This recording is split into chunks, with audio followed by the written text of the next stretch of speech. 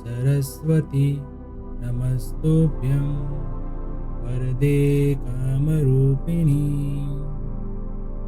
विद्यारम्भं करिष्यामि सिद्धिर्भवतु मे सदा।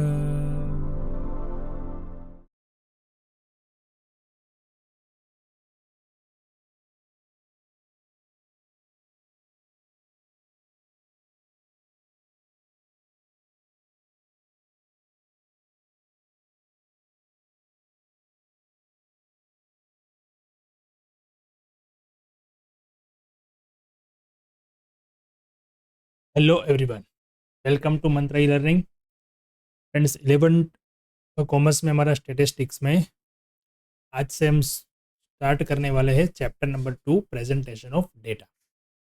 इससे पहले हमने चैप्टर 1 के अंदर कलेक्शन ऑफ डेटा हम कहाँ से कलेक्ट कर सकते हैं, डेटा कलेक्शन करने की अलग अलग सी जो सिस्टम जो मेथड है उसके बारे में हमने जाना, क्वेश्चनरी के बारे में जाना। अब जो डेटा कलेक्ट किया हुआ है, अब वो डेटा जो है उसको प्रेजेंटेशन कैसे करना है, उसको प्रेजेंट कैसे करना है।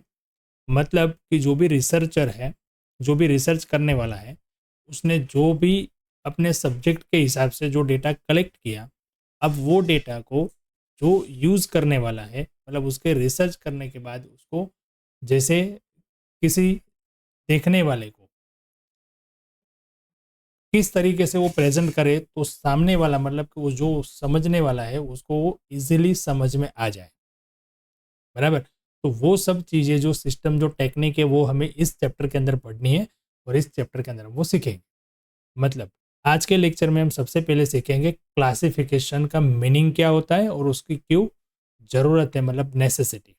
और दूसरा सीखेंगे हम टाइप्स ऑफ क्लासिफिकेशन।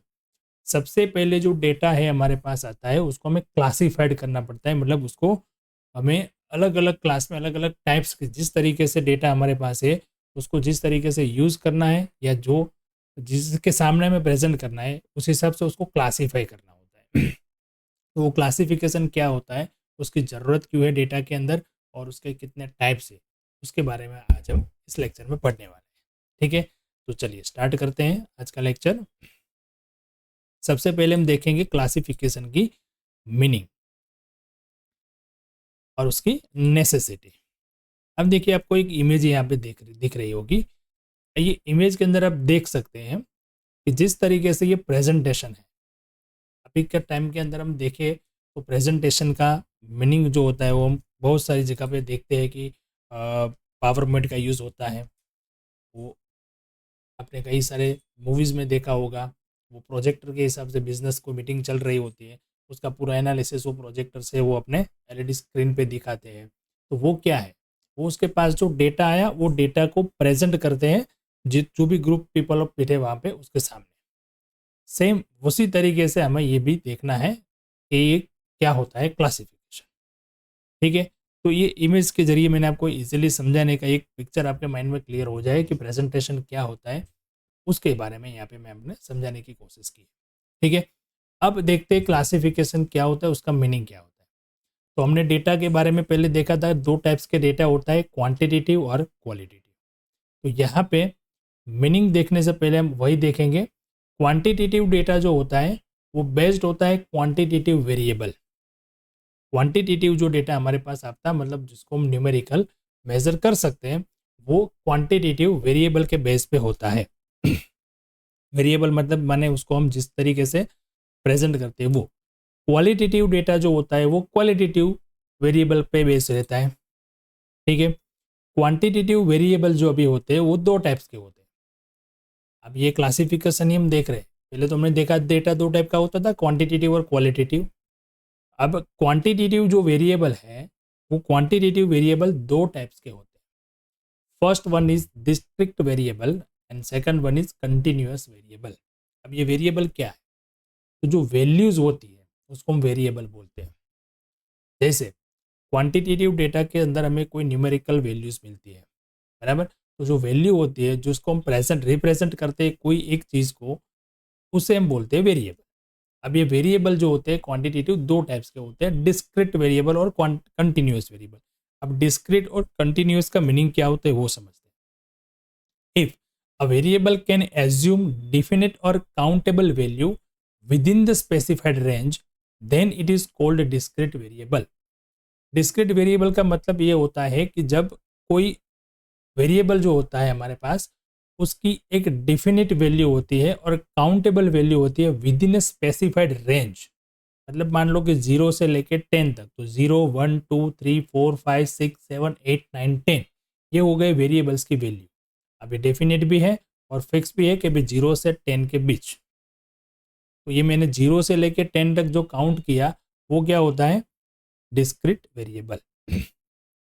ठीक है, चलिए अब एग्जांपल देखते हैं इसका। जैसे नंबर ऑफ चिल्ड्रन पर family, number of accident on road, ये सब चीज़ें जो होती है वो डिस्क्रीट वेरिएबल में आता है। जैसे नंबर ऑफ चिल्ड्रन पर फैमिली, जैसे मान लो कि हमने कोई एक सोसाइटी या कोई एक विलेज या कोई एक एरिया के फैमिलीज का रिसर्च करना है, तो उसके फैमिली में हमें जानना है कि कौन कितनी फैमिली में कितने चिल्ड्रन है। चिल्ड्रन, नंबर ऑफ चिल्ड्रन की वैल्यू क्या होगी, 0 1 2 3।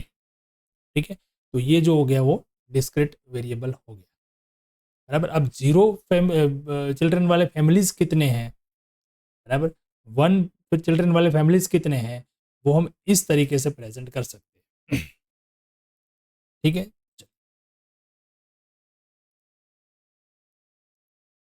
If a variable x assume, just a minute, मैं आपको एग्जांपल दिखाता हूँ। आगे आगे चलते, चलो दूसरी बात, पहले दूसरा चीज देख लेते हैं यहाँ पे। If a variable x, variable को मैं एक्स पे कर सके, assume the specific value 1.2 1.3 1.5 etcetera, बराबर, then it is called discrete variable. मतलब हम कोई ऐसी फिक्स वैल्यू कर देते हैं 1.2 1.3 1.5, ऐसे एक ही नंबर जो होता है हमारे पास उसको हम बोलते हैं डिस्क्रीट वेरिएबल। 1.2 तो वो फिक्स है कि 1.2 ही है, 1 तो 1 फिक्स्ड है, इसको बोलते हैं डिस्क्रीट वेरिएबल। ठीक है, if we have to measure the observation for obtaining the value of variable, or if the value of the variable is expressed along with the measuring unit, then it is called continuous variable। अब देखो continuous variable की ये definition बोल सकते हैं, meaning if we have to measure the observation, जितने भी observation हमारे पास आते हैं for obtaining the value of variable, variable की वैल्यू करने के लिए, और if the value of the variable is express along with the measuring unit, measuring unit मतलब किलोग्राम, जो भी हम पीछे लगाते हैं जो यूनिट के मतलब किलोग्राम होता है, लीटर होता है, हाइट होती है, वेट होता है वगैरह, बराबर, then it is called continuous variable. अब कंटिन्यूअस वेरिएबल के अंदर ये होता है कि उसको एक स्पेसिफिक रेंज दी जाती है 10 to 20। वो 10 ऐसा फिक्स नहीं है, 20 ऐसा फिक्स नहीं है, 10 और 20 के बीच में जितने भी ऑब्जर्वेशन आते हैं वो, तो ये हो जाता है कंटिन्यूअस वेरिएबल। वहाँ पे रेंज थी 0 से 10, पर वो 0 से 10 के अंदर वेरिएबल की वैल्यू क्या थी, 0 1 2 3 4 5 ऐसा। अब यहाँ पे कंटिन्यूअस पे क्या होता है कि जो वैल्यू होता है वेरिएबल की उसको हम एक्सप्रेस कर सकते हैं along with the measuring unit, उसके साथ उसको बोलते हैं कंटिन्यूअस वेरिएबल। जैसे कि हाइट ऑफ पर्सन, पर्सन की हाइट हो गई तो उसको हम उसके साथ लिखते हैं हाइट, बराबर, measure in Celsius, so they are the example of continuous variable. जैसे हाइट कम ज़्यादा सेल्सियस के हिसाब से पर्सन वाइज अलग अलग वारी होती है, बराबर, तो ये होता है कंटिन्यूअस वेरिएबल। अब ठीक होगा, आपको समझ में आ गया होगा कि डिस्क्रीट वेरिएबल क्या होता है, कंटिन्यूअस वेरिएबल क्या होता है। The data obtained at the end of the sample inquiry or population inquiry are called raw data and ungrouped data। अब देखो ये वेरिएबल का जो हमने देखा, उसके बाद हम देखते हैं मीनिंग ऑफ क्लासिफिकेशन को। तो सबसे पहले हमारे पास जो डेटा आता है वो डेटा या तो सैंपल इंक्वायरी से आता है या फिर पॉपुलेशन इंक्वायरी से आता है, और वो डेटा जो होता है उसको हम रो डेटा बोलते हैं, अनग्रुप्ड डेटा बोलते हैं, क्योंकि वो सब डेटा एक साथ होता है, बराबर। वो कोई ग्रुप में डिवाइड किया हुआ नहीं है, कोई क्लासिफिकेशन नहीं किया हुआ उसका। This data are is happened from the statistical analysis become difficult. इस डेटा से हम कोई भी एनालिसिस नहीं कर सकते क्योंकि वो ग्रुप वाइज डिवाइड नहीं है, पूरा एक डेटा हमारे पास आ गया, बराबर। जैसे कि मान लो कि एग्जांपल समझे कि कोई सिटी, एक सिटी के पर्सनस की हेल्थ के बारे में हमने इंक्वायरी करनी है, तो उसके सारे फैमिली जितने भी है उसके सबने हमने इंक्वायरी करी, तो उसके अंदर एक फैमिली में अलग अलग एज के लोग होंगे, बराबर। तो ये डेटा जो हमारे पास आया वो सारा डेटा आया, बट वो particular area, particular age wise कितने लोगों का डेटा आया वो हमें नहीं पता चलता इससे। उसको बोलते हैं हम अनग्रुप्ड या रो डेटा, और इसके हिसाब से जो एनालिसिस करना होता है वो बहुत ही डिफिकल्ट हो जाता है। And it is necessary to arrange the data systematic and short form. उसको सिस्टमेटिक तरीके से हमें रखना जरूरी हो जाता है। A process of arranging ungrouped और raw data into proper form is called classification. अब ये जो रो डेटा हमारे पास आता है उसको, या अनग्रुप डेटा जो आता है उसको सिस्टमेटिक प्रोसेस से जो हम अरेंज करने की जो प्रोसेस है सिस्टमेटिक, उसको हम बोलते हैं classification. And the data thus obtained are called classified data. इस प्रोसेस से जो डेटा हमें मिलता है उसको हम बोलते हैं क्लासिफाइड डेटा।